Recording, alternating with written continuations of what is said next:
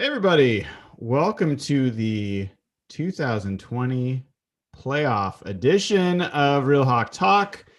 This is Brian Nemhauser at Hawk Blogger on Twitter, and really looking forward to the show tonight. One day delayed. We will keep it to sports. Lots of other stuff going on that I'm sure people have spent a lot of time talking about, but we're going to focus on the Seahawks and the playoffs. And with me to do that is Dayna O'Gorman at Dayna OG on Twitter. Dayna, how are you? Oh.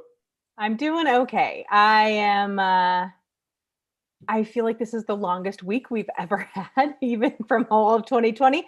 But yeah, I'm excited. I'm excited for the playoffs. I'm ready to kind of get this whole thing rolling again. Yeah. Also, Nathan Ernst at Nathan E11 is here, and so far there's no magic hole in his face. So we're excited to have all of Nathan. How are you doing, dude?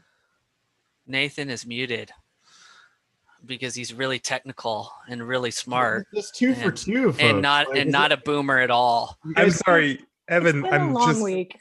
I'm completely frazzled because when you scooted back for a minute, it looked like you were wearing no pants.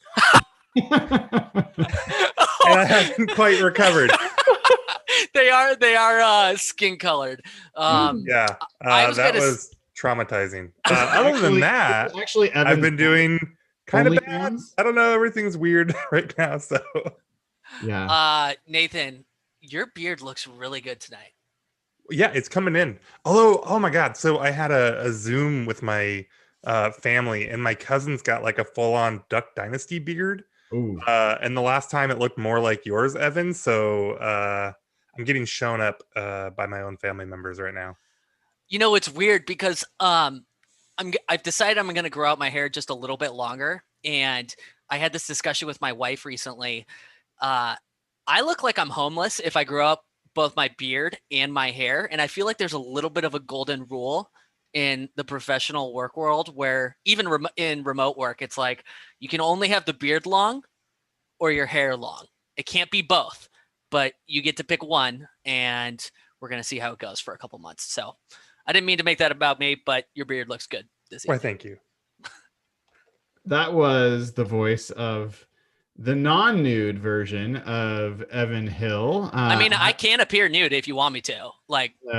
No. I think your OnlyFans page would be quite poor. Actually, it would make some money, but it would not be from the people you think. It would be used highly against you. So that is Evan in SEA on Twitter.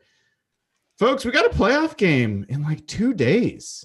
Seahawks play at 1:40 p.m., if I'm right, Saturday, the first day of the playoffs. They are the second game of the playoff slate this weekend.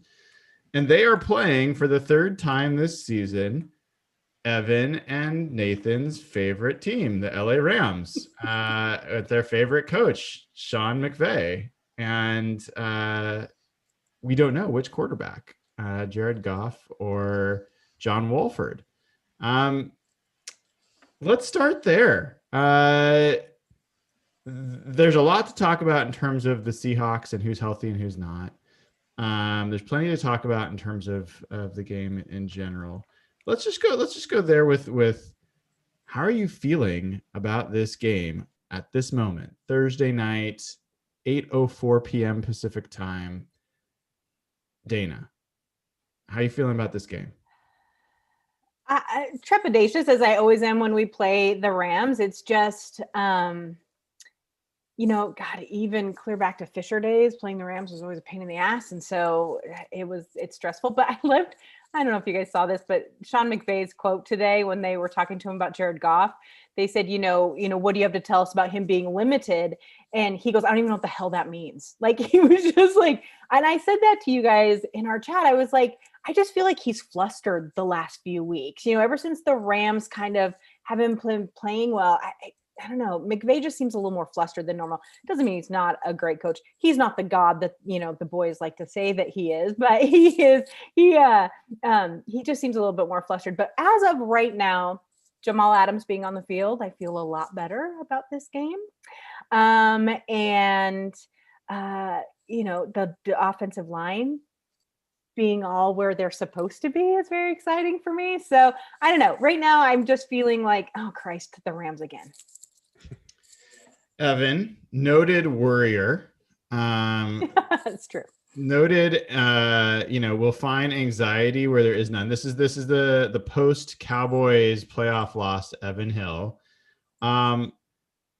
How are you feeling as your third seeded Seahawks enter the game against a Rams team that they just beat 20-9 2 weeks ago? Well, as always, I'm the cheerful one on the podcast. So I'm typically the optimistic one, and Dayna's typically very negative, as Very you just true. witnessed. That's So I'm going to serve the role of optimism. But in all seriousness, I'm feeling confident about this game. And the reason is this. We've discussed this matchup specifically over the past 2 to 3 years, and it's every time this conversation comes, it's like, the Rams match up really well against us, especially defensively. Sean McVay has receivers flying around with 10 yards of separation. Pete Carroll and Ken Norton's defenses over the past 2 to 3 years have really struggled to contain Sean McVay and Jared Goff up until 2 weeks ago. And we saw a new defensive sort of production from the Seahawks. And that's really the source of my optimism, frankly, is what we saw Pete Carroll and Ken Norton do against a Sean McVay-led offense. Even with Jared Goff, they shut them down the entire game. They held them to 9 points. For any NFL offense, that's impressive, especially when Sean McVay has been tearing us up for 500-600 yards a game. It's been ridiculous over the past couple of years. So the source of my optimism comes from this defense. I do not know what's going to happen with our offense. They could put up a dud. I would not be surprised at all.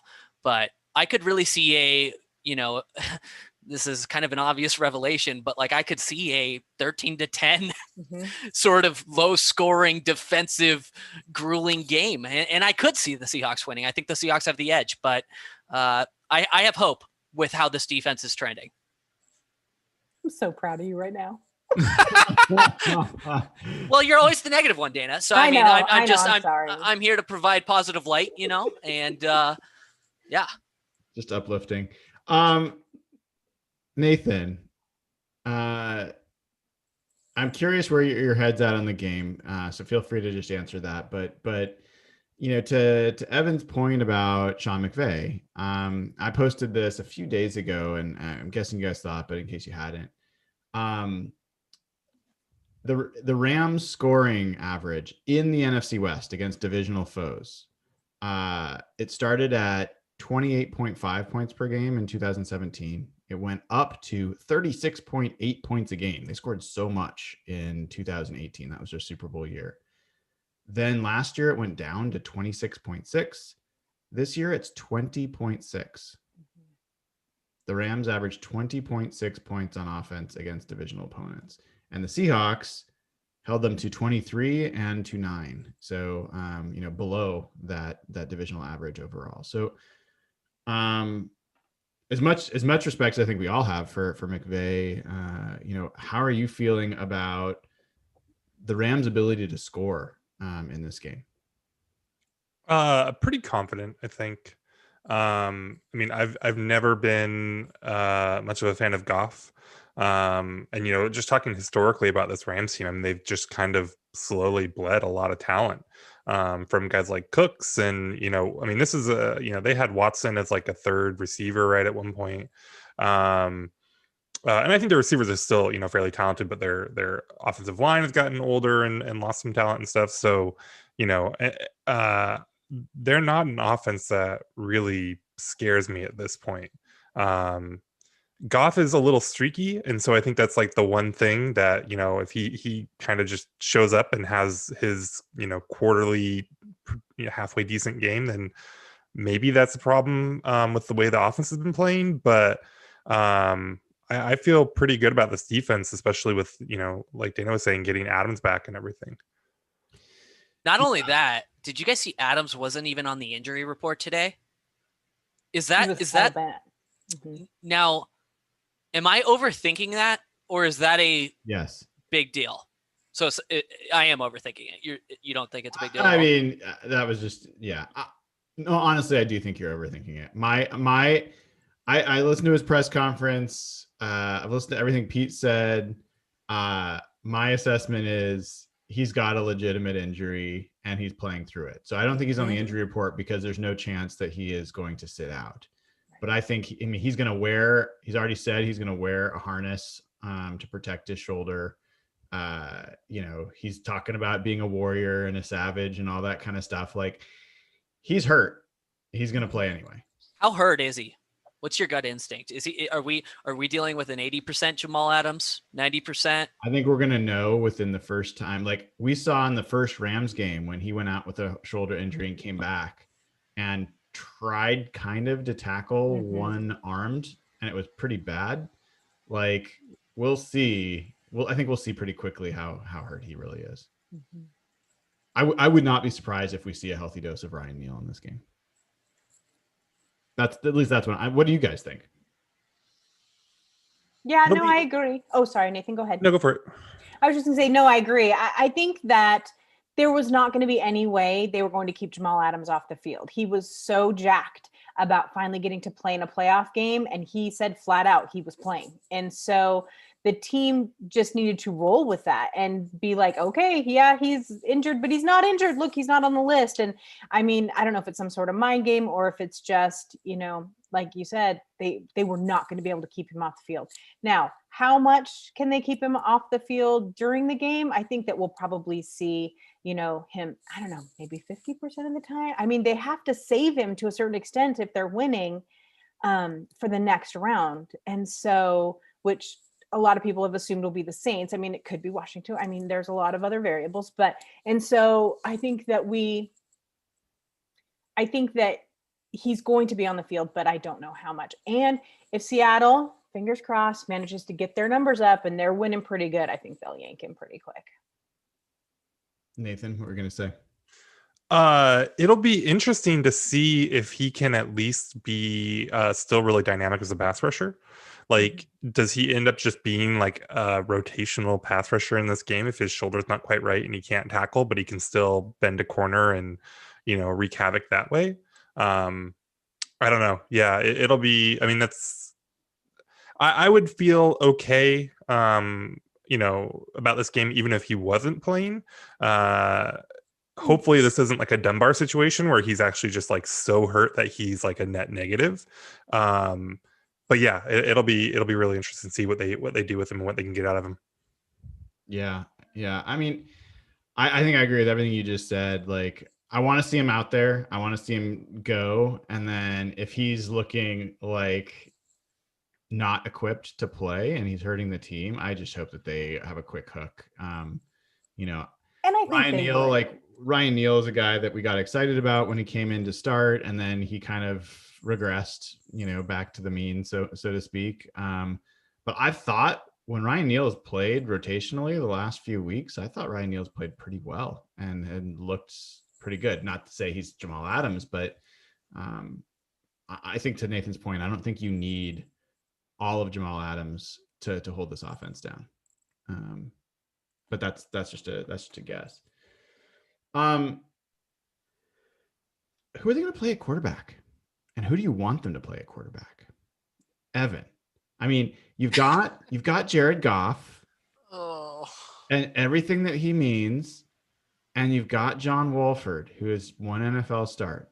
I don't know if you have to watch any of Wolford's snaps, but like, I'm just with that. I'm just like, what does your heart want? And what does your head want in this game? It's funny because Joe Fan, NBC Sports, asked this exact same question on Twitter, and I responded, and it made his like Seahawks hot takes mailbag article of the week. And I responded saying, I'm more scared of is it John or Josh? John. I'm more scared of John Wolford than I am Jared Goff. I really am, because at least with Jared Goff, there's two things. Number one, we know who he is, so we have a lot of game tape on him. Number two, he's clearly injured. So if Goff tries to play, I would rather have an injured known risk in Jared Goff, or known commodity in Jared Goff, than a wild card John Wolford, who is potentially more mobile and might throw some, curveballs at us. That's not to say I think John Wolford's going to go out and put up 30 points on us, but I'd rather have Jared Goff play. I really would. It's interesting, Dayna. I mean, Evan's not wrong. We know what Jared Goff is, the good and the bad. Mm-hmm. But Jared Goff has actually been a quarterback in a Super Bowl, and he has been the quarterback of Rams offense that has beaten the Seahawks more often than lost to them over the past years. I have to add one thing. I'm sorry. If John Wolford plays and the Seahawks lose to John Wolford, we're blaming you. I'm burning this shit down.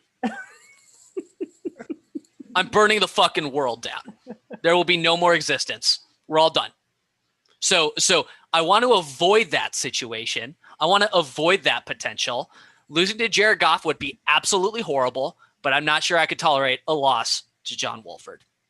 So I just needed to say that. Dayna. We're going to burn it down. People, we're going to burn it down. Listen, Jared Goff has 20 touchdowns and 13 interceptions. I want to play Jared Goff.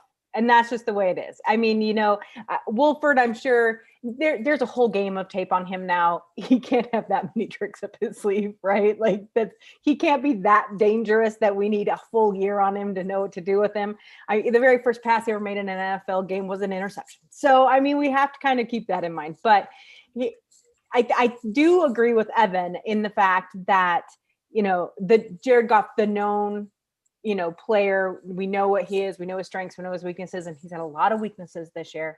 I think that him with a broken thumb on his throwing hand would just, I think our defense would just eat that up. So, but honestly, I'm not worried about the offense in this game. I'm not worried about the Rams offense in any way, shape, or form.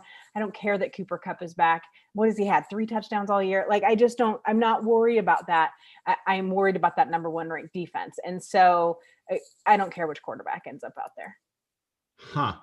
Wait. You started by saying you want Jared Goff, and then you said, well, sure. If I got to pick, I'd pick Goff. Okay. But really, it's 6 and 1/2 dozen of the other, I think, at this point. Oh, you think it's that even? Like, I kind of do. I mean, it's his throwing hand, it's the hand, it's his thumb. I mean, and he's not been great anyway.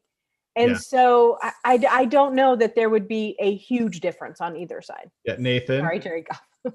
Nathan, how must it feel to be Jared Goff? And for there to be real legitimate question, not just in this podcast, but probably among all fans in the Rams fan base, about whether you want a guy that has played 1 game, thrown 0 touchdowns, threw a pick on his first pass, and accounted for 9 total offensive points. And people are having a healthy debate about whether they want him to start a playoff game or whether they want you, Jared Goff, to start a playoff game.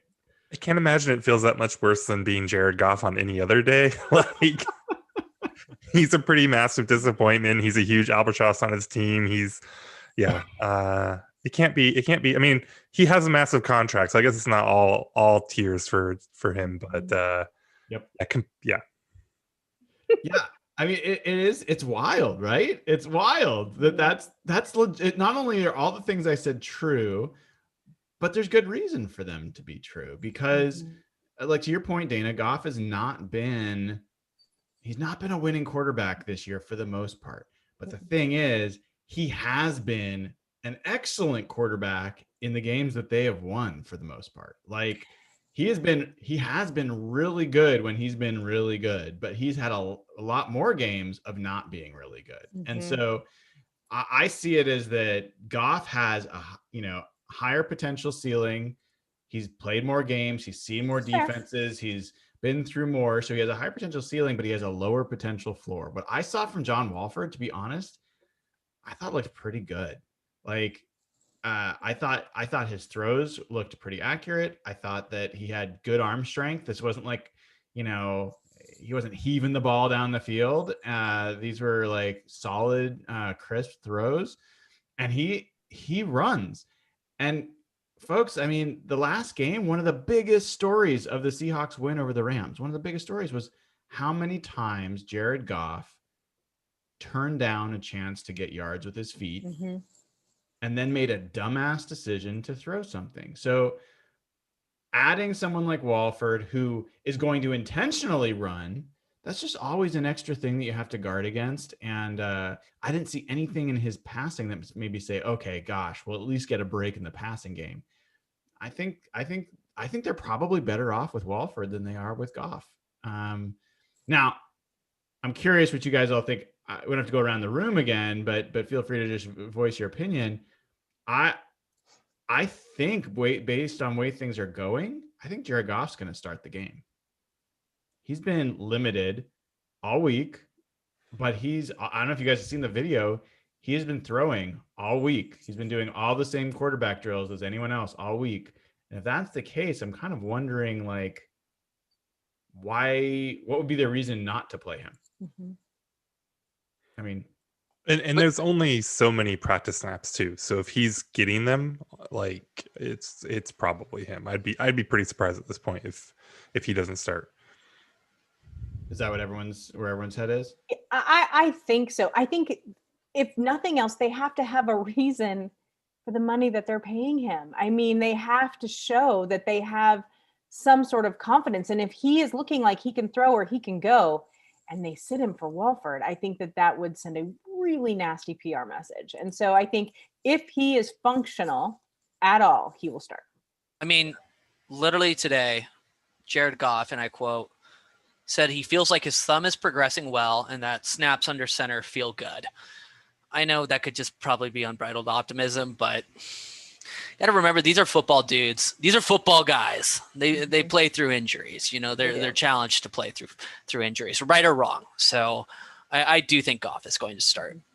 I think he's going to. I honestly, I'm pretty shocked that would be the case. I mean, yes, football players tough it out, but to have surgery on your throwing hand and on your thumb especially, and be able to. Wait, did he have the surgery? Yeah. Holy shit. Yeah. Oh, wow. That to me is crazy that you could come back in 2 weeks and be able to play. But I mean, it looks like that's the case. And he did play the rest of that game with the messed up thumb. And as we talked about in post game, he was throwing just fine, if not better, after that injury. So we have to hope that what Nathan said is not true, that he was operating with some sort of disjointed thumb to begin with, and now he's been fixed. We do not want that to happen. So it is fascinating though, like that this group, like everyone, Dayna just said like multiple times, I have no concerns about this defense or about the Rams offense. Nathan said something along those lines. Evan said something along those lines. How many times in the beginning of this year is all that we were worried about is the defense? And how many times for the last 3 years is all we were worried about was the Rams offense? Like, that's why this, like, that's why I feel confidence though, Brian, is like, we always talk about these matchups being poor matchups for the Seahawks. I'm not convinced it is this time around with their defensive resurgence. It just, like, that was always like the hope killer for me, was like, the Rams are going to put up 30 plus points. It's just a matter of, can the Seahawks put up more points? And that's just not the conversation anymore. Yeah. Let's be critical for a second. If the Rams are to have a good game scoring, how do they do it? Are they running the ball well? Is Goff or someone else, like, shredding it in the passing game? Like, is there some part of the Seahawks defense that just falters? Like, do you see, like, what's the most likely scenario for how the Rams progress on offense? I mean, I'll say that for me, my biggest concern is if the Rams running game can get untracked. Like, I think the Seahawks did a pretty good job of bottling it up last game. the end arounds to Robert Woods. Like, they had none of that going in the last time that they played. If they're able to get that stuff going again, I think their whole offense opens up. So that's my number one concern.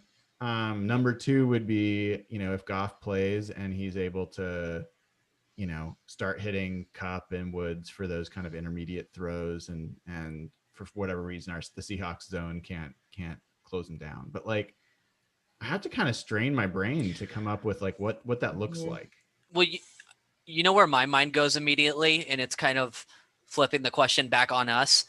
If Jamal Adams goes out there, he's not healthy enough to be like a disruptive pass rusher.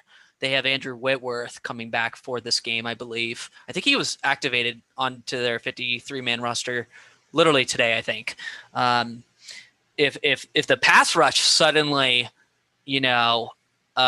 doesn't look so effective with a sub healthy Jamal Adams, and suddenly Goff has more than enough time to throw, and their O-line is looking decent in pass protection, then I could start seeing some issues, because I think we've been talking about it a lot, but this defensive resurgence has really been on the back of a really improved pass rush. So if that pass rush is in any way mitigated, I think on Saturday, I could see the Rams putting up points, but that's a big kind of assumption regarding Jamal's health. And I'm not sure he's that broken. There were a lot of medical experts that were saying on Twitter, former NFL team docs, that were like, there's no reason it should keep him out of this game. So hopefully, he can be disruptive.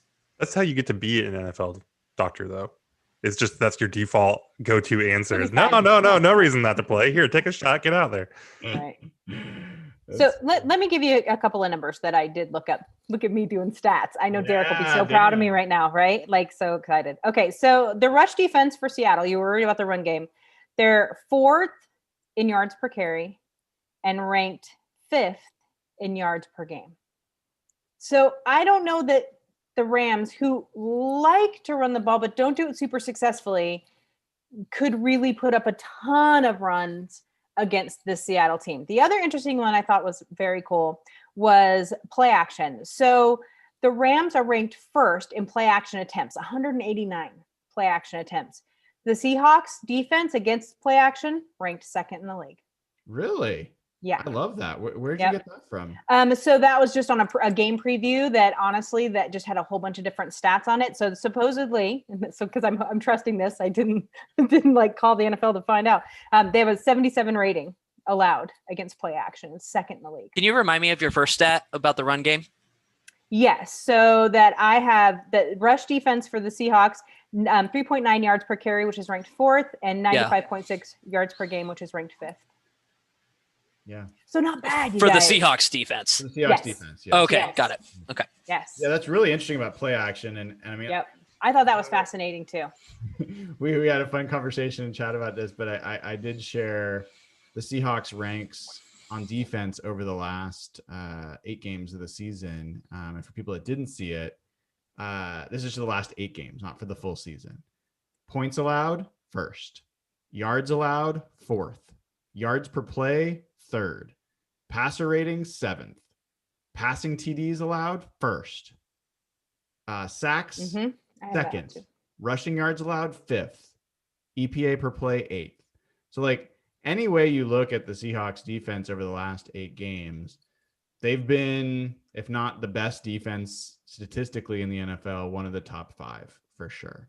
So regarding defense in predictions, are we going to acknowledge that I'm a god?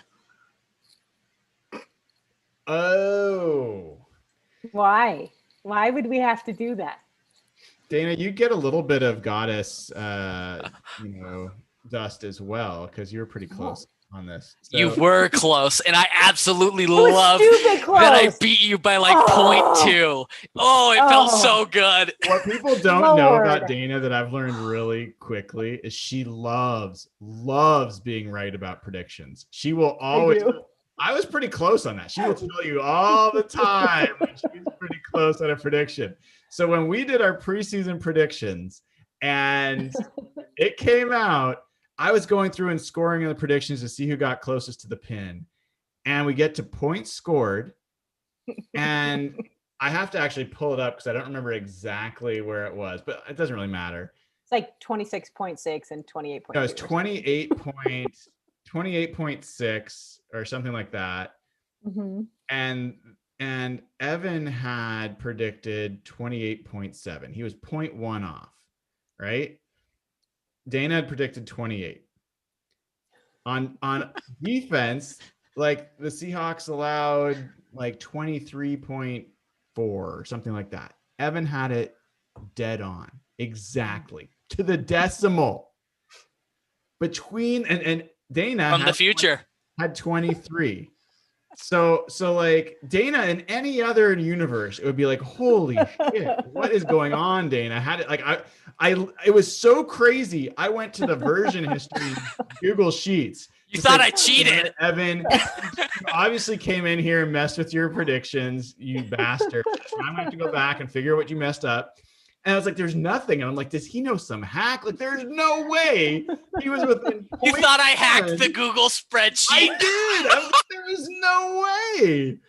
And then, oh my God. And then for Michael Dixon, we didn't even talk about that. You predicted 50 yards per punt. It was 49.8 or something like that. You were like, all right, so I'm gonna tell you, I'm gonna continue my streak, and I'm gonna tell you how many points the Rams are gonna score against the Seahawks on Saturday. Okay. They're not playing Sunday. I almost said Sunday.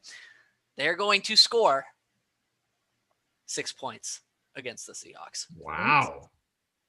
I'm a god. I'm from the future, so I'm clearly right all the time and never wrong. So you guys know why that bugs me so bad, though, right? You guys are like the stat gurus. Like you're throwing out all these numbers all the time and you're looking up this stat and that stat and Derek and his graphs and charts that I have no idea what they mean. And I get so confused. And so it's like, look at me. Trust me. I've never read a single one of their charts and was like, I know what this means. Trust me. Okay. I have no idea. It's all good. So, yeah. Dayna, it was all right. Dayna, your football IQ is not in question. I know. You finished a very strong.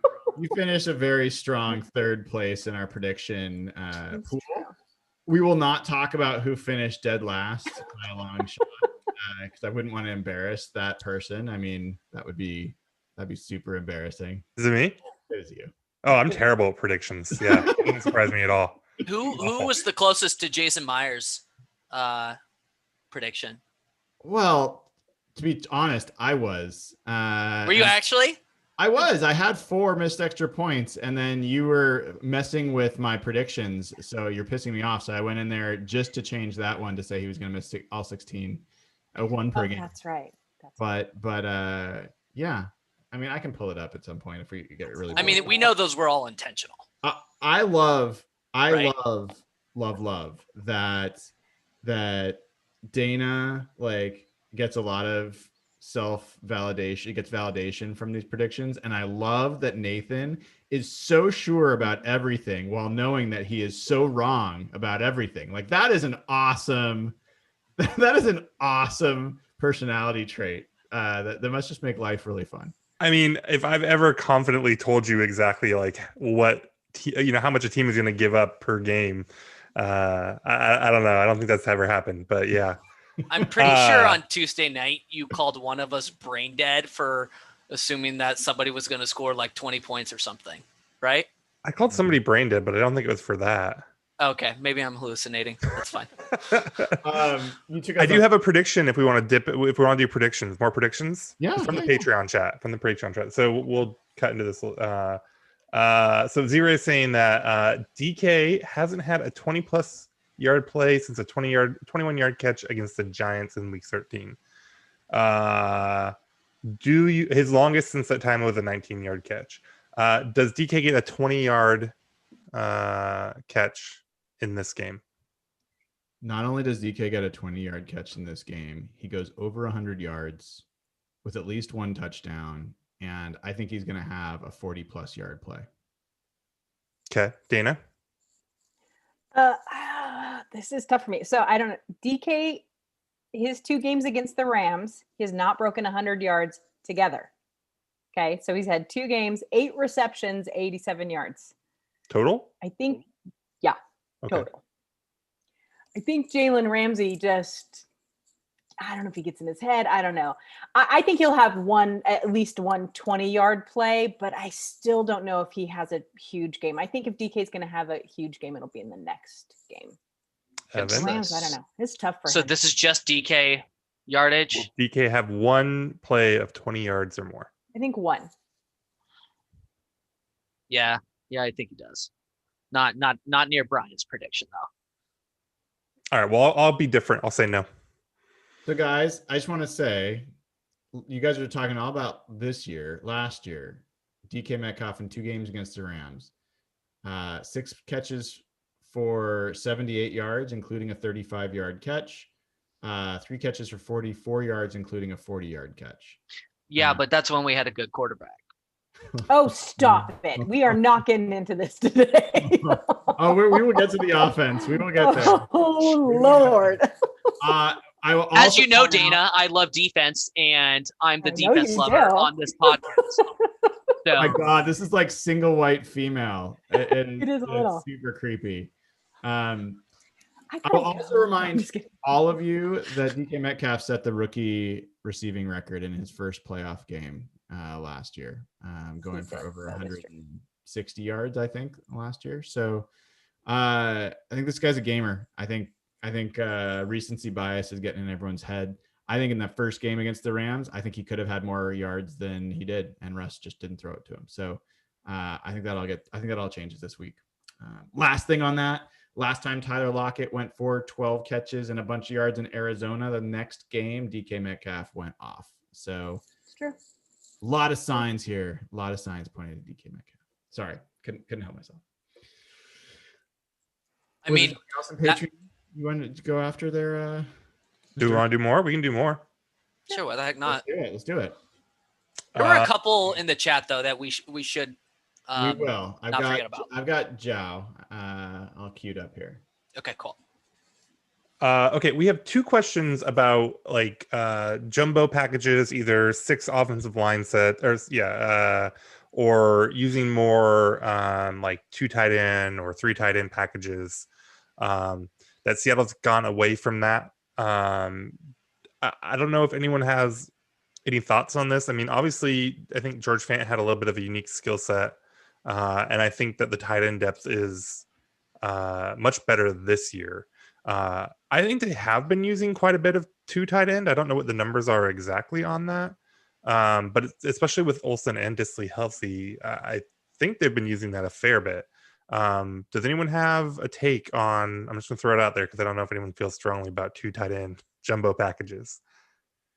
My only feeling is I would like to see them do it sometimes, just to have something else on film that a team has to prepare for, and they've had some success with it.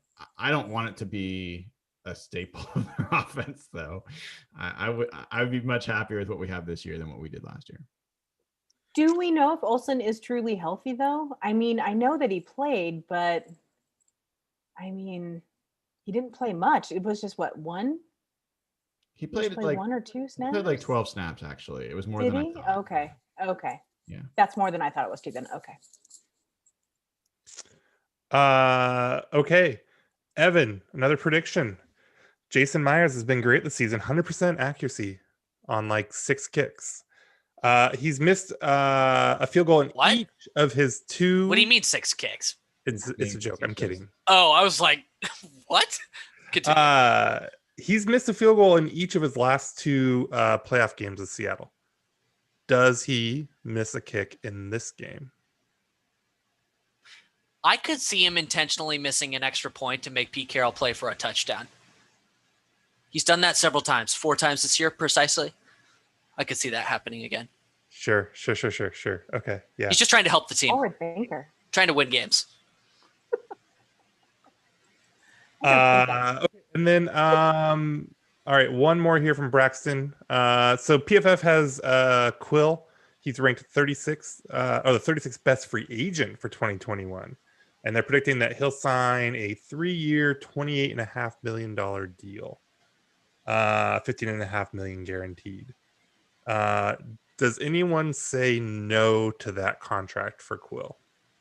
3 years, 28.5 million, 15.5 guaranteed. It's like it was like a 9.5 million or something APY. Yeah, that's what it works out to. Yep. Yeah. I would be comfortable with that. I think that's about right for him. And So, I think that you have upside there more than you have like real downside. I don't think I disagree with that. So with that sort of like contract logic, you're assuming obviously because he's an unrestricted free agent. So that first year is completely guaranteed. The second year is something where you could cut him and face like $4 to $5 million in dead money, save Probably a couple something like million. that. Yeah. So I don't think it's a terrible contract. I don't think it's a terrible contract, but this is the thing. It feels unrealistic because I do think a team's going to pay him more. Well, per year money. Now. Like I think it's a fair question if that's the number. And here's the thing I'd ask, like that's related to that. If you could have Richard Sherman for the same price for a couple of years, knowing he's got injury issues, he's older, whatever. Would you rather have Sherman and DJ Reed and Trey Flowers and whoever else they decide? Maybe Marquise Blair plays outside corner next year. We have no idea. Or Griffin. I'll tell you, for me, it's Sherm. It's not even close. I think the team's better with him than they are with Griffin. Yeah, I pretty strongly disagree with that. I think Sherm's declining and aging curves aren't kind in the NFL. And I think with Quill, I think you have upside. I mean, I'm with Evan, though, that I don't think that's a realistic contract for Quill. I think he'll get quite a bit more. But I don't know. There is an upside. Sorry, go ahead, Dayna. No, I was just going to say, I don't know, because we don't know what that cap number is going to be. Like they keep predicting, but that cap is going down. And I will say this, I don't believe in hometown discounts. I don't think a player should ever give a team because they want to stay somewhere, to give them a break. However, I do think that especially with this player, there is a lot of loyalty to Seattle because of what they did with his brother. And I think that is going to play because his brother's contract's not up next year. Is that correct? He has one more year. Correct. If I remember correctly. And so I wouldn't be surprised if he was offered something along those lines, if he didn't take it over maybe 1 or 2 million more for another team. But I do think that contracts are going to be a really difficult thing to predict this year just because we have no idea where that cap is going to sit. I mean, we have an idea, but we don't know. Can we save off-season questions for the off-season? Sure. Oh my gosh, but that was so fun. I'm as addicted to that as anybody, but Dayna, you're going to love the off-season. It's fun around here. It's like, I'm not kidding. It's like pure optimism, like 24/7. I believe you. Nathan's like, actually, that's not true. Maybe not like 100% pure optimism, but we're typically much happier, at least after the draft. Heading into the season, it might get a little ugly, like right after the playoffs. Well, Seahawks don't have any draft picks this year, so we can just skip the draft pick. I have to break my own rule and ask Jow's question. Jow's a fan from Brazil and first time, doing super chat, so we want to say thank you for that. His question is, he's a huge fan of the show. He has a question of, do we see the Seahawks moving on from his coaching staff anytime soon? He also adds that he loves Evan mainly when he talks about Jason Myers. Bleep the nerds. It's a good contract, buddy. This is why Evan wanted to make sure this question was asked, if that's not obvious. I just want to honor the people who donate to the show. I don't think they're moving on from any coaches other than if someone gets hired. Not after Pete's comments today. I thought maybe Ken Norton. I thought maybe they would hold the beginning of the season against him. But today, Ken Norton was a god to Pete Carroll. So can I throw a curveball? Could they potentially mutually part ways with Brian Schneider? Brian Schneider? Schottenheimer. No. Special teams coach. Oh, yeah. Remember, he took a personal leave at the beginning of this year. I think he's back, right? He's been back. Okay, he's been back. I don't think he's been back as the head coach. I think Izzo has been. Oh, Yeah, I think so. Okay. They Well, haven't really clarified that, but that's my. I don't think the question has been asked either by media. Mm-mm. I guess I was just wondering is like, I remember talking about it going into the season as like special teams as one of the key areas for this team to improve. They've really struggled with special teams over the last 5 years. And suddenly they're like what are they? Number 1 in the NFL, like top 3 minimum. Really So clearly what Izzo is doing is good. So I just wonder if there could be a change there. All right.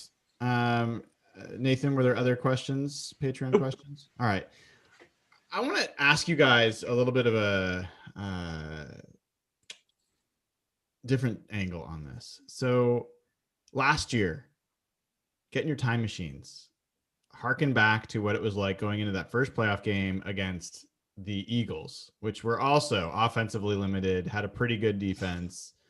Although we were going on the road to play in Philly, ended up playing a backup quarterback after Wentz got hurt. And I want to take you through the roster, like of the starters. And I'm going to do this pretty quickly. I'm going to ask you each, speak up if at any time for any of these positions, you would take the player from last year over what the Seahawks have going into this year. Okay. So, Evan just disappeared because this was too much for him to handle. He's not going to understand this. So I'm really counting on you, Dayna and Nathan, to carry this segment. We got you.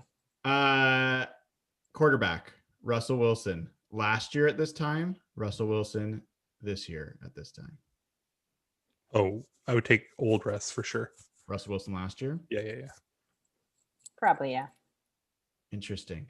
I don't think it's that clear. Russell wasn't playing that well. No, I don't. He wasn't great in December last year either. Seattle used to be the December team, and that he just had struggled last year too. But I just assumed that was because of all the injuries. We had no running backs at that point. Marshawn was back, that sort of thing. But didn't they put like 30 points on the Niners in the last game of the year? I felt like he had a little more swag last year. Yeah, I agree. That was the second. I think it was the second to last game, wasn't it? But yes, I think he had a decent game that game. So Evan, in case you missed it, we are going position by position through last year's team versus this year's, and which we would prefer. And so, first question was whether you take last year's Russell Wilson at this time or this year's Russell Wilson. Guys, I don't remember what I ate for breakfast yesterday. Yeah. Okay. Last year, Marshawn Lynch was running back 1. This year, it's Chris Carson. I assume easy, right? Last year, running back 2 was Travis Homer. This year, running back 2 is Carlos Hyde. Last year, running back 3 was Nick Bellore. This year, running back 3, like Robert Turbin did not make it into the playoffs, by the way. So, oh my God, I forgot they brought him back. Oh yeah. Oh. Yeah. I like Turbo. Be nice to Turbo. He's like 45 years old. He's not even that old. He's just a really bad running back. So this year, Rashad Penny is your third running back, right? Okay, so sweep across the board for running back. Wide receiver, DK Metcalf from last year, DK Metcalf from this year. Obviously, this year. Yeah. Tyler Lockett from last year, Tyler Lockett from this year. This year. This one's a push. I think it's closer. Yeah. I think he's got a little more spark this year, but that's not a statistic. That's just these are not statistical questions. Last year, wide receiver 3, Malik Turner. This year's David Moore. Turner. Brian, how are you gonna? What? What has Moore done that, in the last several weeks? Did you see that catch he had to end the last game? Did you miss that? He didn't watch it. Did you forget that Malik Turner had a really bad playoff drop? No, but I'm not going off one play here either way. You remember what David Moore did 2 weeks ago against the Rams? Mm-hmm. No, I honestly don't. Was it the turnaround catch? 45-yard catch down the side? Oh, yeah. I mean, yeah, he does that once in a while. Malik Turner made plays once in a while too. I don't know. Not as often as David Moore. Wait. On the record, you prefer Malik Turner, or are you saying it's a push? I guess push for me. I really can't be bothered to care on either one of these two. I can't believe I'm defending David Moore. I don't even like him. Yeah. Come on. Yes. I am a David Moore on that one. I'm surprised to hear that. Tight end won last year. Jacob Hollister. Tight end won this year is Greg Olsen. Is he even tight end one right now? I mean, he played. I thought Disley was. Well, it's questionable. You could mix, like, call it either way you want. Disley is either tight end 1 or tight end 2. Luke Wilson. Basically, would you rather have Jacob Hollister, Luke Wilson as your first 2 tight ends, or Greg Olsen and Will Disley as your top 2 tight ends? Yeah, this year's tight end group is a better group than last year's tight end group. Yes. Tight end 3 last year was George Fant. Tight end 3 this year is Jacob Hollister. Yes. Left tackle last year was Dwayne Brown off of surgery. This year is Dwayne Brown not. So I don't think there's a question there. This is the best year of Dwayne Brown's career. It's got to be up there. He's been fantastic. Left guard, Phil Haynes started the last game at left guard for the Seahawks against the Packers. Mike Upati will start this year. I assume. Mike Upati there. Last year, Joey Hunt at center. Poor buddy. Last year, right guard was DJ Fluker versus Damian Lewis. Last year, right tackle was Jermaine Ifedi versus Brandon Shell this year. So the entire offensive line, the entire tight end group, the entire wide receiver group, although there's a push in there, the entire running back group, everyone on the offense, other than maybe Russell, there's some question, you guys would take everyone on this year's squad over last year's squad. Right? Absolutely. Defensively, starting defensive end, Brandon Jackson. Starting defensive end, Jadeveon Clowney off of a pulled groin. This year, you've got Benson Mayo and Carlos Dunlop. Last year, you had Poona Ford. This year, you got Poona Ford, Jaron Reed, Bobby Wagner. Last year, you had Cody Barton. Now you got Jordan Brooks, KJ Wright, Shaquille Griffin last year, Shaquille Griffin this year. Last year. Yeah, agreed. Trey Flowers last year, DJ Reed this year. Both this year. Yes. Bradley McDougald last year, Jamal Adams this year. I'll take it McDougald, I think, just from a pure safety perspective. That's a tougher question than just because of the injury or in general? I'm joking, but I don't think Evan is. No, I think if you're assuming Jamal, like right now, Jamal Adams, like hurt Jamal Adams. Yeah, you got to take it exactly what he is now. Yes. I think I lean Jamal, but injury makes it closer. Yeah. I don't think Bradley McDougald was that terrible. I think that he actually. No, he's not at all. He played real well, so I could see where that would be a little bit of a pull. But Jamal Adams is just the better player. He just. Quandre Diggs last year, Quandre Diggs this year. That's a push for me. Yeah, I think I'd take a. I think the way he's playing. Maybe Diggs this year. I think he's better right now than he was. Yes. Better now. Yeah. And I sent him a little message telling him I'm writing for my pick 6. This is the week. Good. We need that from him. So, I mean, I guess the point there is there's basically maybe a couple of players, but otherwise every single position on this roster, offense, defense, even special teams, I think we would all take over the team last year that won a game, went into the Green Bay and lost by 5 points. And if Malik Turner had made a catch, maybe would have found a way to win that game. So I'm kind of curious just overall, like, I don't feel like there's that kind of confidence in the Seahawks team heading into the postseason, despite that being the case. Why do you guys think that is?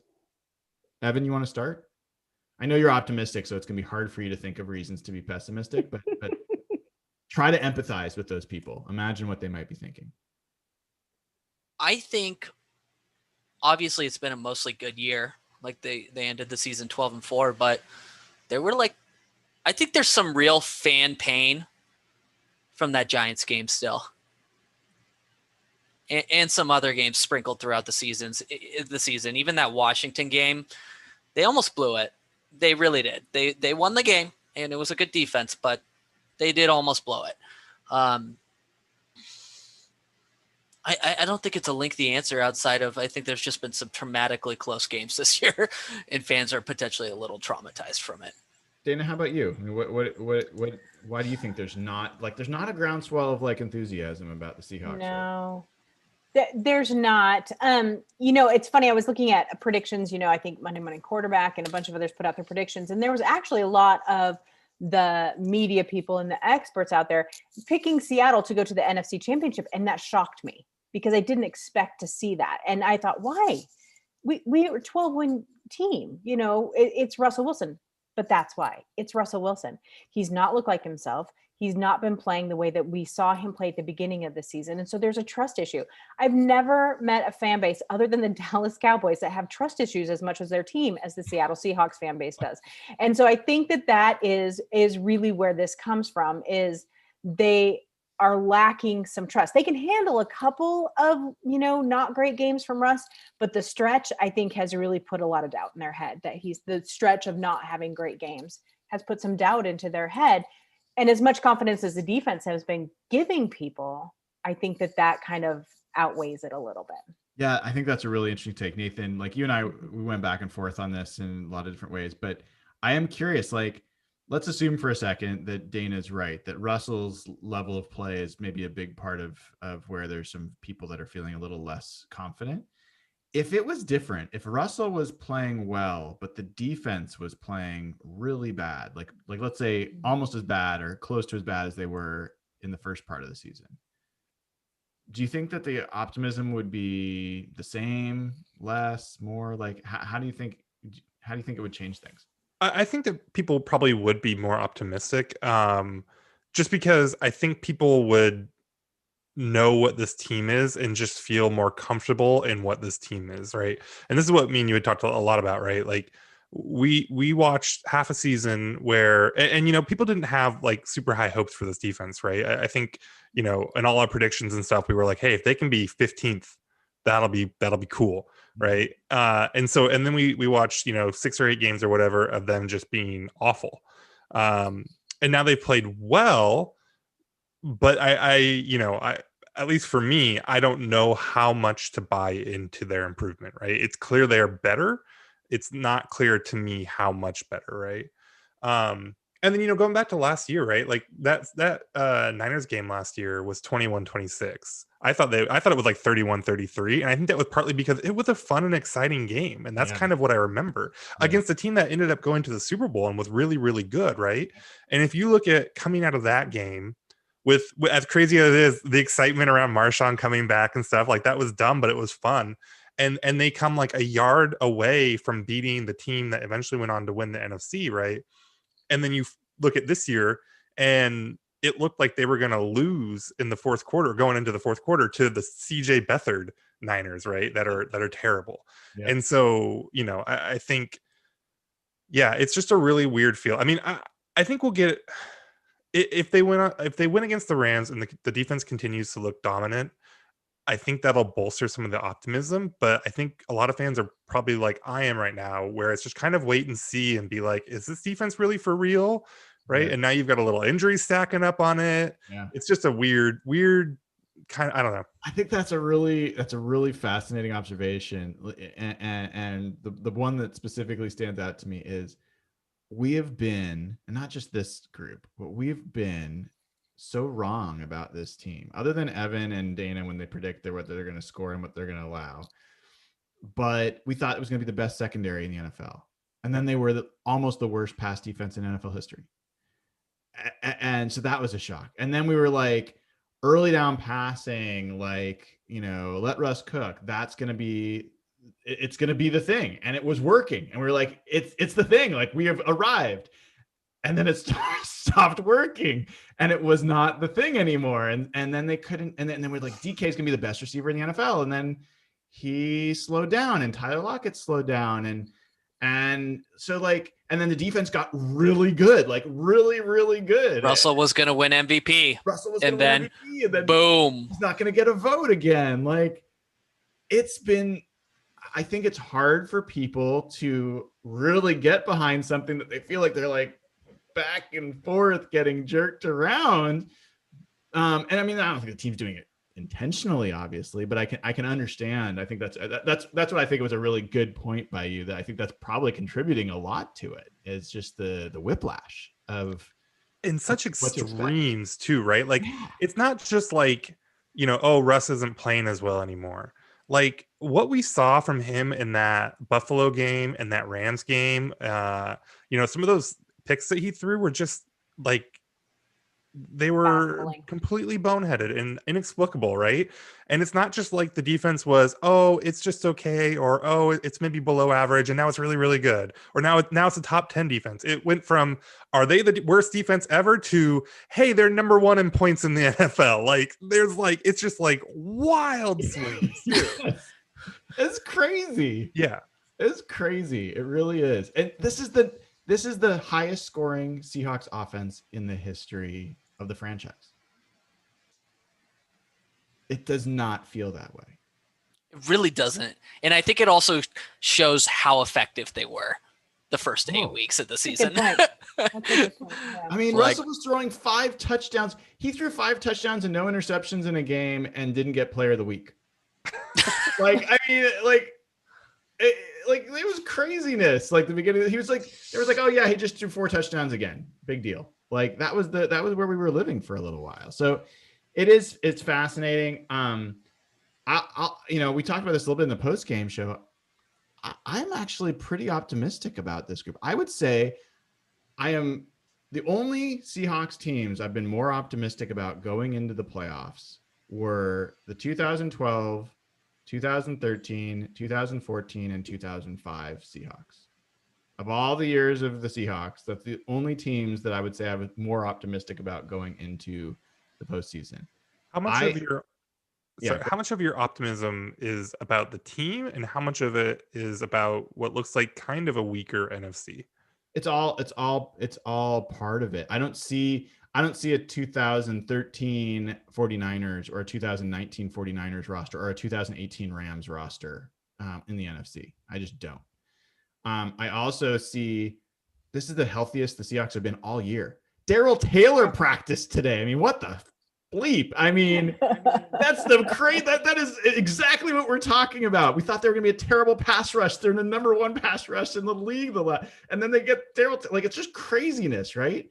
But they're incredibly healthy right now. Just Jamal Adams aside, but like they're going to have everybody available to them. Last year, Marshawn Lynch and Robert Turbin were part of the story. I mean, it's a crazy difference. I think that I believe in the defense, and I think our biggest question mark is Russell Wilson.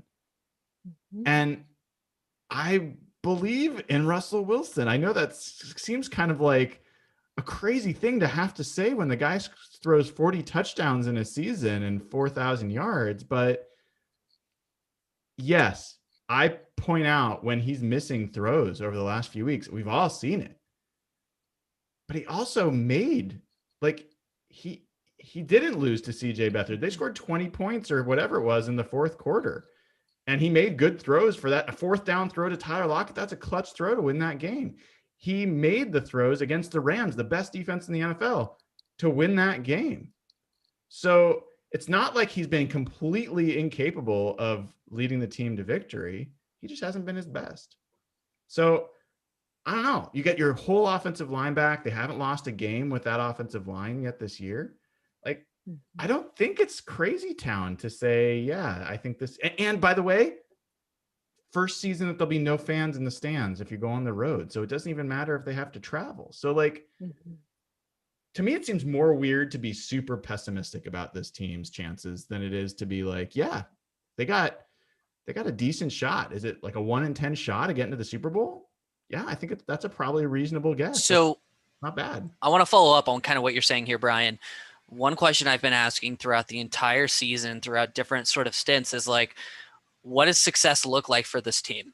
And I know Jeff is probably the only sort of different answer here, where he was like, they need to be legit Super Bowl contenders. I'm going to leave that answer for him when he comes back on the show later. But Brian, like, now that the regular season is over, we're, playing the Rams in 36 hours, is success for this team still reaching the NFC Championship game? Is that your barometer for what success looks like with this squad?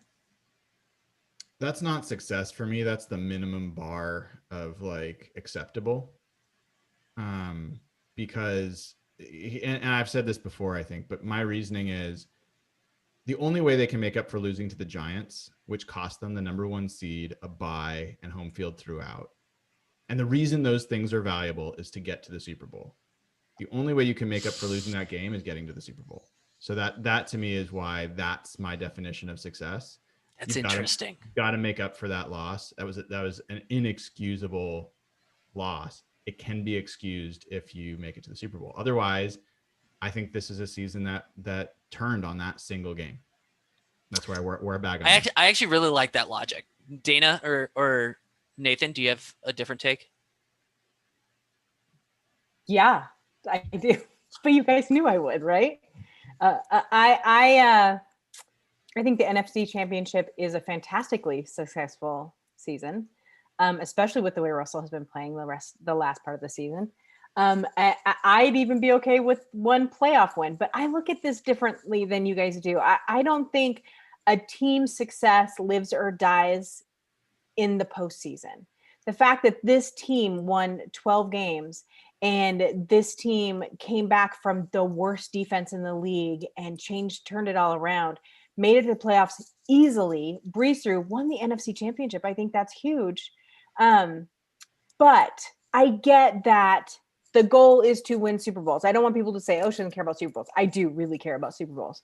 But I don't think that makes a team successful. But I've said it here 1,000 times. I'm going to say it again. That's because a lot of football is luck. And I think that that's really, really true. So I'm thrilled with this team exactly where they are right now. I am thrilled that they have done what they've done. I want them to do more, but I always say after you win one playoff game, the rest is frosting at that point, because you never know what's going to happen. And this year, even more so with COVID. I mean, look at the Browns. So, by the way, the official odds for the Seahawks making the Super Bowl is 9-2. It's basically a 4-1 odds, 25% chance. Man, that feels good. That does feel really good, actually. High. That feels higher than and I feel confident about them going far, but that feels high. There was another predictor I saw that I think gave him a 14% chance, and I'm like, yep, I'm good with that. I think that makes sense. Mm-hmm. Yeah, that's at 1 in 10. I mean, yeah. We're gonna say, yeah. I was gonna say I'm more along the same lines as Dayna here. Like, there is a lot of luck involved, and I think unless you have like a 2013 type team, saying Super Bowl or bust is just going to set you up for disappointment. I don't think that's a realistic bar. So, I think if they get to the NFC Championship game, that's going to be successful for them right now. If they show up in the NFC Championship game and they just get demolished, right? That may be a little bit different, right? And I think, the Saints and just come up short, right? I mean, that's not going to be some huge indictment of the season. Either, right? Mm-hmm. So yeah, it's going to depend really a lot on how they play. But I do think that they need to make the NFC Championship game for this to be a success and to feel good about the overall arc of this team right now. Like, looking back from the reset in 2017, if they have another divisional round loss and if they can't get Russ back on track, like I think that there's going to have to be some kind of questions about this team, especially, we'll save the offseason talk for later, I guess. But I'm not hoping for really anything more than an NFC Championship game appearance. If Russell plays well, I mean, I'm not saying like elite, not beginning of the season Russ, but he plays well and he's throwing 200 plus yards, multiple touchdowns, no picks. He's just looking like Russ. How does that change your expectations if he goes out and does that on Sunday or at Saturday? I feel pretty confident with them winning. Well, not just winning that game. I mean, in the NFC, I feel like you're all factoring in this notion of Russ is not playing well, and so that's tempering your expectations. What it is. It doesn't change mine at all. Oh, really? Mine goes from mine is like, oh shit, we're Super Bowl contenders. Like, legitimately. Then you have to look at who you play, and does Tampa Bay get through? And if Tampa Bay knocks out Green Bay, then this is a different conversation. But we'll talk about that then, and how the Saints play, because now there's so many other factors other than just Russell Wilson. Yes, agreed. But aren't all those good already, Dayna? Isn't the whole point that everything else is good already? Yeah, I think it's good. I'm just saying that my definition of a successful season won't change if Russell blows up the whole planet, and Okay, that's is wonderful, or he's the same. My successful season will still be an NFC championship. Okay, that makes sense. What I'm saying is different. What I'm saying is my confidence level skyrockets if Russell Wilson is playing that level, because my current confidence level, which is pretty optimistic, is assuming Russell is going to play like shit on Saturday. I'm not kidding. That's how encouraged I am by this defense. So if all of a sudden you've got, a top 10 quarterback in Russell Wilson playing like a top 10 quarterback, and you pair him with this defense, they're probably the most complete NFC team. Are they not? The Saints would be the only one that would be. Drew Brees is washed. Mm. And Green Bay has a horrible, horrible defense. And a quarterback that makes up for it. Yeah. I'm feeling good. I'm feeling really good. I'm just really glad we're not in the AFC this year. I mean, if we had to be in the division, I don't want to be in the AFC. It's true. And things have changed that way, right? NFC, they really have. For the last decade. And I'll just say, like, I wanted to be alive to see the Seahawks win a Super Bowl. I accomplished that. They accomplished that, and I got to experience it. I would love to be alive to see the Seahawks get to the Super Bowl on the road. And the idea of seeing them go on the road to win an NFC championship game in Green Bay is something that makes me smile. And I don't think it's unrealistic this year. Going to Green Bay makes you smile? Winning. No. Sure. Okay, I'm going to say something that's kind of ludicrous. Okay. Yeah, that's shocking. Winning a Super Bowl is amazing and fun, but just a smidge underneath it would be beating Rodgers in Green Bay. Just a smidge underneath it. I would find so much joy out of that game. The best experience I've ever had as a fan was the NFC Championship against the 49ers. Yeah. I was at the Super Bowl too. Yeah. So like the Super Bowl was great, but that was the game. That was the game where you were playing the best team. And we've got history with Russell Wilson has never won a game in Green Bay. Regular season or postseason. Jeez. Well, they go back there next year in the regular season. They so do. Another chance if he doesn't this year. Travel out there. Yeah. I know we're past time here. Do you guys have a few more minutes to talk about this game? Okay, cool. Sure. So, other things that we did mention, Andrew Whitworth is coming back for the Rams. That kind of came out of nowhere. Cooper Kupp off the COVID list. He will be back. He played in the Seahawks game, but he missed the last game. I believe Michael Brockers is back, but I haven't heard that officially. I think that's right. He was on the COVID list as well for this last game. Cam Akers is back. Cam Akers is back. Yeah. Very important. Facetiously. Very important. Because he's a running back. Is that what you're saying? Yeah. Of course, that's what he said. He caught a few passes, though. Last Michael week. Brockers is back at practice, and he's expected to play. Okay. Thank you, Evan. So do any of those names you think materially affect this game? Andrew Whitworth. Why? He's a good left tackle. I know he's regressing because he's like 60 years old and somehow playing in the NFL, but I think the next drop off down is big, and like I said, I think one of the keys to this game is Seattle's pass rush, especially if Goff is playing. Actually, if either of them are playing, but especially Goff, especially with him being injured, I think if their offensive line is in shatters and like they have been all year long, then yeah, I think Seattle has a pretty good chance of winning this game. Dayna, I actually think there's just as much of a chance that Andrew Whitworth is going to be a problem for them coming off of his injury in his first game back against Carlos Dunlap and whoever, as it is that he's going to be a big plus.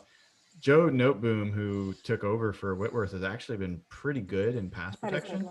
It's actually the run blocking where Whitworth is much better than Noteboom has been. So But first game back off a knee injury, you're absolutely right. I mean, it's not like they're going to ease him in any way, shape, or form. And his age, I think, does have. I mean, they're of course glad he's back. He's a great leader on that team, and he is a good player. But I don't know that it'll be a huge difference in this particular game. Yeah. Cooper Kupp, that's a big deal. Yeah. Yeah. If he had not played, it was gonna be a big deal. He played in both games against the Seahawks, so that's not like new. Yeah. But yeah, it's a big deal. But yeah, I mean, had he been out, that would have been a big deal for them. Agreed. 100% agree. Like he gave us a lot of trouble in that game last time. He's good. Would you take Tyler Lockett over Cooper Kupp or Robert Woods at this point? Assuming like take contracts out of it. Yeah.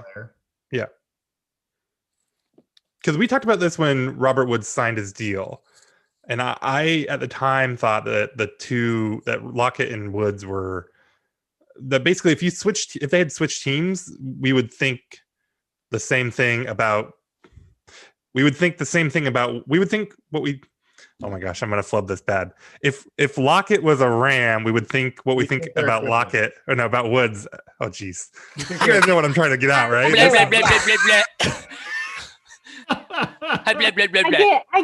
get it. We think that they're equivalent, is what you were saying, like roughly. Like I think they're basically. I actually had no idea what you were trying to say, but I don't know.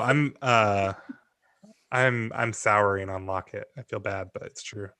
He's had a tough end of this year. He obviously had a decent this last game. I think Lockett's more valuable than any of them. I think Cooper Kupp is a tough one for me because I think he's an excellent receiver, and he's done more after the catch this year than I thought he had in him. But he is just an excellent route runner, great hands. Lockett can do everything as a receiver. He can go deep. He can go underneath. He's smart. He's got great hands. Like. I think it's recency bias that's getting us a little bit down on Lockett. I think Robert Woods to me isn't even a question. I don't think he's a guy I would. I think he's had 6 touchdowns this year. Woods has, and I think Cooper only had 3. Cooper Kupp only had 3. Yeah, touchdowns this year, if I remember that's correctly. Partly that's a golf issue. Reflective on the quarterback, but yeah, I don't know. Yeah, that to me, I would take Lockett over those guys. That's a good question, though. Do you guys expect that the Seahawks are going to come into this game and try to run the ball? You know, what's your expectation of how they're going to try to attack? Like we saw a little bit of how they played against the Rams the last time. It was 6-6 at halftime.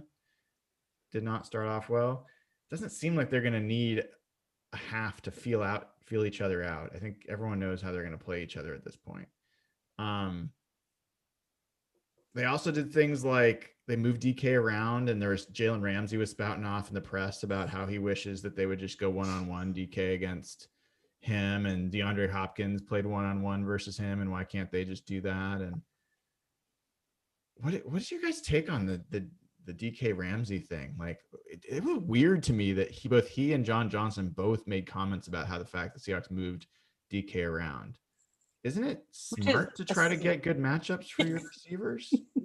Exactly. That's called game planning. It's what you're supposed to do.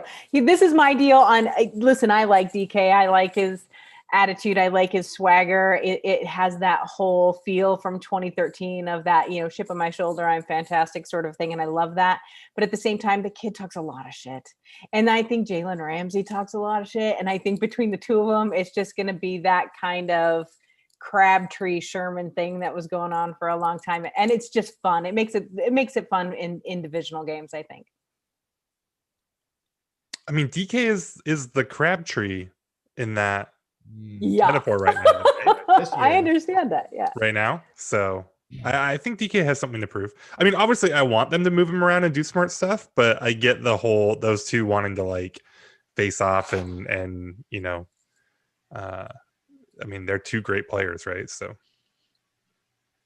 yeah, I'm hoping that that Ramsey's on him, and I hope that they go to him. I think DK is going to rise up. I think it's going to be a big game for him. All right.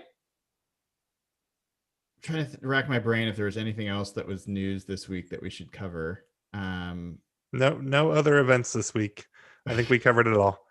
Yeah. I have a question. Fox football news. Yeah. Jaron Reed, was he limited? Is he He's gonna play. questionable?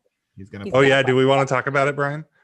What about Mr. Harrison not being on the Seahawks roster anymore? Yeah, and how that's a massive loss for this team. Oh my God. You're going to get Brian going on this. Let's take a couple seconds on this. We won't take long.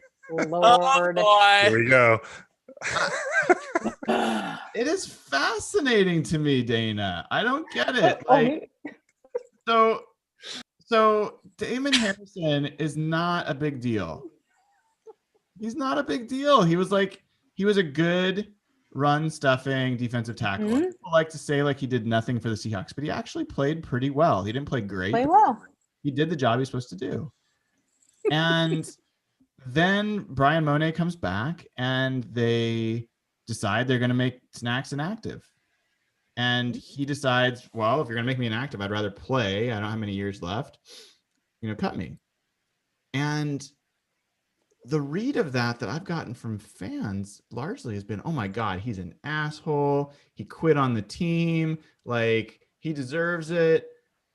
And when I brought up at the time that cutting him was like an unnecessary risk, and there was ways that they could have kept him happy and around because they don't have a lot of defensive tackle depth, people were like, what are you talking about? Like, that makes no sense. Yeah. And so I am super confused about why people are so anti-Damon Harrison after he spent a season on the practice squad waiting for the Seahawks to get him to play. Other teams were trying to sign him and he was loyal to them. It's a weird situation. Like, it really was a weird reaction. I really do. Nathan, stir that pot, Nathan. Just stir it up. No, here's the thing. And this is what I said in chat, and I stand by this. It's like, okay, Damon Harrison wanted to play. He wanted to be active. And I have a feeling that there's some incentive in there somewhere, that there was a reason that it was such a big deal that he played. Okay. Yeah. And that's great. I don't blame him. He's a football player, right? It's like, okay, he wanted to play. Seattle for that game needed him to be inactive because they came out with something about the Titans. I don't know what it was all about. Anyway. And so he was inactive. And then he's like, well, fine. If I'm going to be inactive, then I want to go play somewhere. So let me go. And Seattle was like, okay, that sucks, but okay.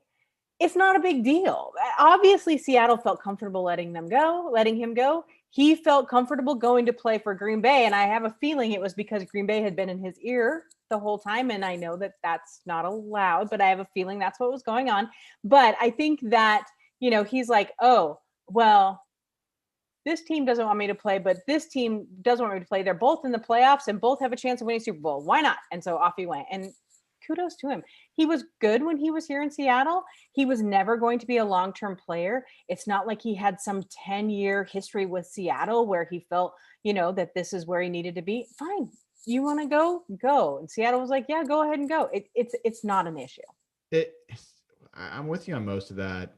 Not an issue. I think we're fortunate to say, Evan, if Jaron Reed wasn't able to play this week, or if he or one of the other defensive tackles gets injured, you're talking about Cedric Lattimore, who's never played an NFL snap, being your other defensive tackle.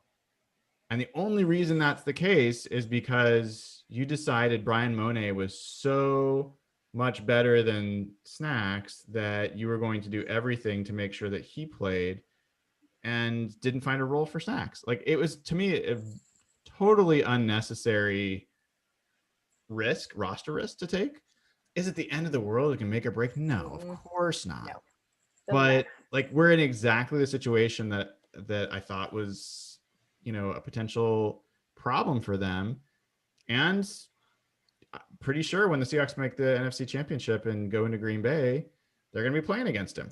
Well, I think that's part of it, though, Brian, is like where he ended up. I would not be complaining, frankly, if he ended up with the fucking Lions again. Like go to a playoff team. Exactly. Like, nope, he said he wasn't gonna. Yeah, but that's kind of like my whole point, though, is like he went to the NFC's best team. He fills a key position in their defense, a hole for them, and he makes them better. So that's not good. Making the NFC's best team better is not good. It kind of bums me out that they couldn't make room for him. Cut fucking Travis Homer or something. Like, we don't need him. I don't know. They could have made room for him, but like you said, Dayna and Brian, I don't think it's the end of the world. Yeah. All right. So I know everyone wants to talk more about Snacks Harrison. We're talking about Josh Gordon. There's no new news there. Let's talk about predictions for this game. Nathan, we're going to start with you because you are always right on your predictions. Yep. I'm going to go 1916 Seahawks. 1916 Seahawks advancing to the next round. Dayna. Well, I want to say the experts on NFL.com, of 10 of them, 7 picked Seattle to win. And the ones who picked them to lose, they lost by just a handful of points, like 3 or 1. So I think that should also boost our confidence that other people think Seattle's going to win this game. If I had to pick, I think it's going to be, well, it kind of depends on who's playing quarterback. If it's Goff, 24-17. If it's John, whatever his name is, 24-10. Evans. Nathan, you were 19-6. Is that what you said? 1916. 1916. I'm going to say 19-6. Low scoring game, but defense shows up on Saturday. All right.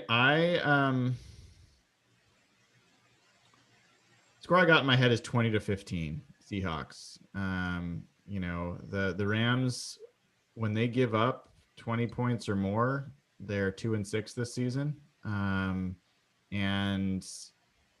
the Rams have not scored more than 20 points on offense, I think, in 5 straight games or something like that. The Patriots game actually was a defensive score. So I think the Seahawks, the minimum bar is Seahawks got to score 17. I think that's the minimum to win this game. And I think 20 gets you in really good shape. There is part of me that feels like the Seahawks could break out in this game and break out in the first half. It's just a feeling. I don't feel strongly enough that I can call it on the points, but it wouldn't surprise me if they get out in front and then hold on in this one. Wait, you're going to wait. The Seahawks are going to play a complete game? Like they did the last time they played the Rams? Offensively? Yeah, they look, dude, you got on the post game, so they scored 6 points in the first half. They scored 14 in the second half. You said that was a really good performance against the best defense in the NFL. But it's not a complete game. It's the best defense. Complete game and mine are different. Okay. Offense, It's splitting hairs. Teams all played well in that game, and sure, everyone got stronger as the game went on. Okay. Seahawks gave up 6 points in the first half. They gave up 3 points in the second half. They scored 6 points in the first half. They scored no question on the defense. No question on the defense. So, yeah, I'm saying I think they could get out in front and then hold on in this one. Define out in front, though. Meaning that of those 20 points, 14 of them might come in the first half this time. Okay. That's very optimistic of you, Brian. I wouldn't be surprised. Was it the Raiders game, that London game, where they ran out and scored 21 points and then just went 3 runs and punt the rest of the entire second half? Don't even get me started on that game. That wouldn't shock me.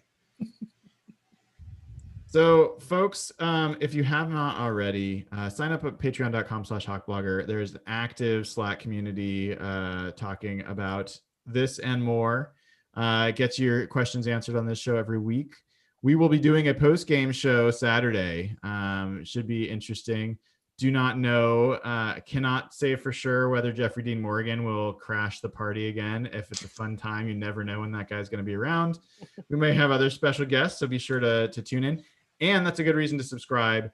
Click the little bell to get notified when we go live. You'll see all the fun people that we bring along. And share the show with other folks. Let's grow the show. We're heading into a playoff run. Folks, I think we're going to have a lot of fun over the next few weeks. So let's get ready for Saturday. I hope everyone takes care of themselves and each other. And go Hawks.